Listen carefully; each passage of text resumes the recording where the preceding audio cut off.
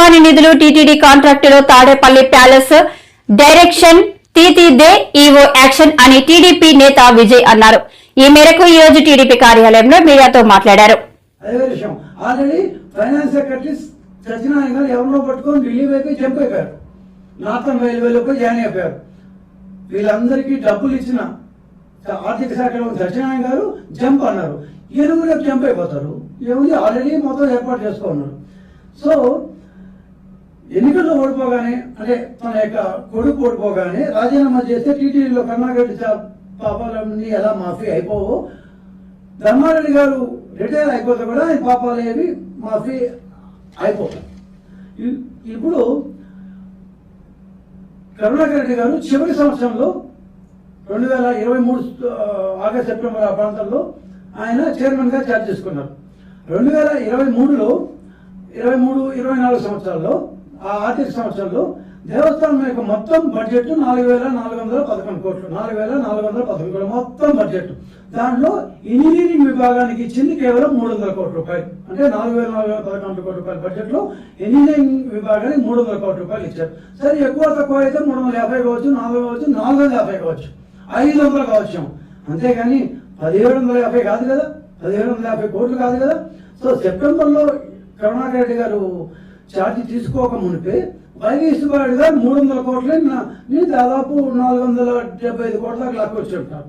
Excess ఖర్చు పెట్టారు. సంవత్సరంలో ఖర్చు పెట్టాల్సింది 6 నెలల్లో ఆయన ఖర్చు పెట్టారు.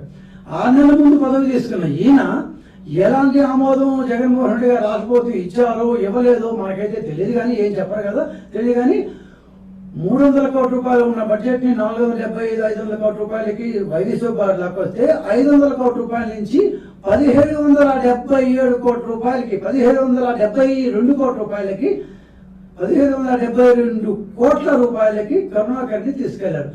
ఏ ఒప్పందం ప్రకారం, ఏ అనుమతి ప్రకారం, ఏ శాంక్షన్ ప్రకారం ధర్మారెడ్డి ఈవోగా ఉండి కరుణాకర్ రెడ్డి చైర్మన్ గా ఉండి ఇన్ని వర్కులు దాదాపు 1,233 కోట్ల రూపాయల వర్కులు 5 నెలల్లో శాంక్షన్ చేశారు. పోనీ శాంక్షన్ చేసిన లిస్టుల్ని, వర్కుల్ని, దాని వివరాల్ని వెబ్సైట్ లో పెట్టారా? వెబ్సైట్ లో బోర్డు రిజల్యూషన్స్ కూడా పెట్ట మానేశారు. అప్పటిదాకా పెట్టేవాళ్ళు వెబ్సైట్ లో బోర్డు రిజల్యూషన్స్ పెట్ట మానేశారు. అసలు బోర్డు ఏం ఆమోదించిందో లేదో కరుణాకర్ రెడ్డి, ధర్మారెడ్డి గారు ఇద్దరికే అర్థం కావాలి. వాళ్ళిద్దరు పెట్టడం మానేశారు. ఈ పెట్టడం మానేసిన తర్వాత ఇంజనీరింగ్ కి సంబంధించిన అన్ని విషయాల్ని వెబ్సైట్ లో పెట్టేవాళ్ళు. దీన్ని కాంట్రాక్ట్ ఇది అవసరం, బోర్డు రిజల్యూషన్ ఉంది, అది ఇది అని చెప్పి. 2021లో ధర్మారెడ్డి గారు ఛార్జీ తీసుకున్న తర్వాత అంతకుముందు ఈవో వెళ్ళిపోగానే బోర్డులో ఇంజనీరింగ్ సంబంధించిన ఏ విషయం కూడా పెట్టడం మానేస్తారు. అంటే ధర్మారెడ్డి గారు కావాలని చేశారో, ఆయన మర్చిపోయారో, పాపం ఏమైనా మతిమరుపు ఉందో, లేకపోతే కావాలని చేసింది ఇది ఖచ్చితంగా దాని ఆయనకే మతిమరుపుడు బ్రహ్మాండంగా ఉంటాడు. సో కావాలని తన యొక్క పనులన్నీ ఎక్కడ బయటకు వస్తాయని ఇంజనీరింగ్ పనులన్నింటినీ బోర్డు యొక్క దేవస్థానం వెబ్సైట్ లో పెట్టడం మానేశారు. సరే, సంవత్సరం మధ్యలో 1,233 కోట్ల రూపాయలని ఏ విధంగా కేటాయించావు ధర్మారెడ్డి? దీనికి అనుమతి ఉందా? 2023 సెప్టెంబర్లో కరుణాకర్ ఛార్జీ తీసుకోగానే సెప్టెంబర్లో ఆ సంవత్సరం, అంటే లాస్ట్ ఇయర్ సెప్టెంబర్, ఇది జూన్ 24 అయితే అది 23 సెప్టెంబర్లో 702.11 కోట్ల రూపాయలు సెప్టెంబర్లో, 96 కోట్ల రూపాయలు అక్టోబర్లో, నవంబర్లో 435 కోట్ల రూపాయలు, మొత్తం 1,233 కోట్ల రూపాయలు కేవలం 3 నెలల్లో కరుణాకర్ రెడ్డి, ధర్మారెడ్డి కలిసి ఏ విధమైన ఆమోదం లేకుండా, గవర్నమెంట్ నుంచి ఏ విధమైన శాంక్షన్ లేకుండా బడ్జెట్ లో కేవలం 300 కోట్ల రూపాయలు మాత్రమే పెట్టి ఉన్న నేపథ్యంలో ఇన్ని కోట్ల రూపాయల వర్కుల్ని ఎలా శాంక్షన్ చేశారు? ఎవరెవరిద్దరు ఎంతెంత తిన్నారు? ఎందుకంటే తినకపోతే, తినాలన్న ఉద్దేశం లేకపోతే అదలబదలాగా 3 నెలల్లో దాదాపు 1,233 కోట్ల రూపాయల విలువైన వర్కులు శాంక్షన్ చేసే అవకాశమే లేదు. సో పోనీ దేనికి శాంక్షన్ చేశారే అంటే ఆల్రెడీ ఉన్న సత్రాలను పగలగొట్టారు, నేలమట్టం చేశారు.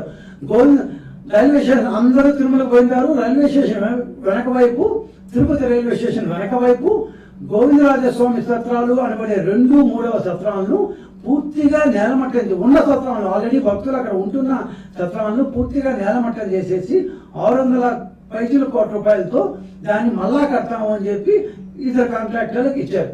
వీళ్ళు కాకుండా ఈ ఈ చట్టాలు కాకుండా స్విమ్స్ లో అడిషనల్ బ్లాకులు కట్టాలి, అంటే స్విమ్స్ హాస్పిటల్లో అడిషనల్ బ్లాకులు కట్టాలి అని చెప్పి ఇంకేదో ఒక ఎక్స్ట్రా చెప్పి మొత్తం దాదాపు 7-8 వర్కులు 1233 కోట్ల రూపాయలతో ఇచ్చారు. సో ఇచ్చిన వర్క్లో స్టార్ట్ అయ్యాయా, ఆ సత్రంలో కూలగట్టడం తప్ప ఏమీ చేయలేదు ఇప్పటిదాకా. సో ప్రతి ఒక్క కాంట్రాక్టర్ కి అగ్రిమెంట్ కుదుర్చుకొని కాంట్రాక్టర్ తో అగ్రిమెంట్ కుదుర్చుకొని అడ్వాన్స్ ఇచ్చారు. వాళ్ళ దగ్గర నుంచి కరుణాకర్ రెడ్డి 18% వంతున దాదాపు 100 కోట్ల రూపాయల పైగా తీసుకున్నారు. క్యాష్ గా తీసుకున్నాడు. మళ్ళీ ఇది వైట్ అమౌంట్ కాదు, వాళ్ళు ఇచ్చి ఎంత ఇదిగా తీసుకున్నాడంటే లెక్క పెట్టుకోవడానికి కరుణాకర్